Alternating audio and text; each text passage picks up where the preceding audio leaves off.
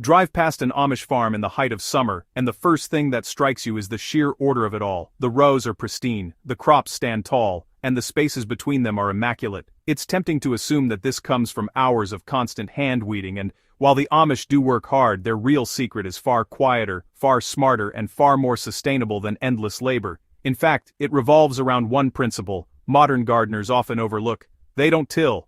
That's right, no plowing, no churning, no mechanical disruption. For the Amish, the soil is a living entity, a network of fungi, bacteria, and organic matter that deserves protection. Over decades, they have learned that frequent tillage damages this underground web and triggers the germination of thousands of dormant weed seeds. Before we dive into the practical methods they use, take a moment to hit that like button, comment below with your favorite gardening hack, share this video with someone who struggles with weeds, and don't forget to subscribe to Nature's Flora for more old-world gardening wisdom brought to life for modern growers. Now let's explore exactly how the Amish keep their fields weed-free and their soil thriving, without ever turning a shovelful. Understanding the why is the key to grasping the Amish approach. Farming, for them, isn't just about growing food, it's about nurturing the soil for future generations. Every act of tillage breaks apart delicate fungal hyphae, disturbs bacteria, and disrupts the organic structures that bind the soil together. Tilling also exposes buried weed seeds to sunlight, effectively setting off a new wave of growth that the gardener will later have to battle. By letting the soil remain undisturbed, the Amish preserve its structure, improve its water-holding capacity during dry spells, and protect it from erosion during heavy rains. Over time, this no-till philosophy reduces weed pressure naturally, because the underground seed bank stays dormant, and the soil biology favors crops over opportunistic weeds. One of the most effective tools in the Amish arsenal is simple, natural mulch, but not the type you might pick up at the garden center. They rely on old, weathered straw, often leftover from the previous year's harvest or livestock bedding. This straw is spread thickly over garden beds, forming a dense blanket that blocks sunlight from reaching weed seeds. Without light, seeds remain inactive. As the straw decomposes, it nourishes the soil, encourages earthworm activity, and gradually integrates into the topsoil, boosting fertility.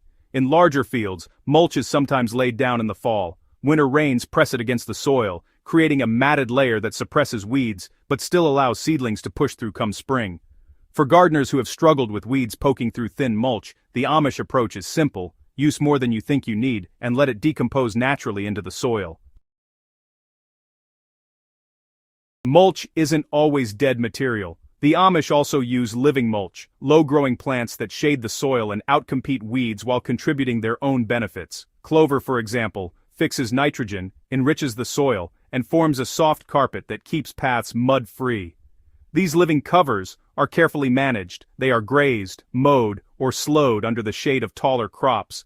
The principle is simple: any soil left uncovered is an invitation for weeds. Even in smaller gardens, you can replicate this by planting low herbs, dense spinach, or strawberries between main crops. Every inch of soil you cover is one less inch for weeds to claim. Over time, living mulch helps maintain a micro-ecosystem that favors your crops, while discouraging unwanted plants. Nothing goes to waste in Amish fields. Stalks, vines, and roots are often left in place to break down naturally. Corn stalks, bean vines, and sunflower roots create a rough surface texture that weeds struggle to penetrate. Many annual weeds prefer smooth, bare soil, and the leftover plant material interrupts their ability to germinate. This residue not only suppresses weeds, but returns nutrients to the soil, enriching it for the next growing season. The Amish also harness the power of timing. They understand weed germination patterns and use planting schedules to stay ahead. Mulch may be applied well before planting to deny early spring weeds the light they need. Additionally, they employ stale seed techniques, watering the soil lightly to encourage weed seeds to sprout, then smothering the seedlings before crops are planted. This first flush of weeds is neutralized, giving new crops a head start without herbicides or heavy labor. When tillage stops and soil is fed consistently with organic matter, something remarkable happens. The soil itself begins to resist weeds. Healthy fungal networks, diverse microbes, and active earthworms create a living system that supports crops and discourages weeds. Over time, weed pressure decreases, not because the seeds vanish, but because the environment favors your chosen plants.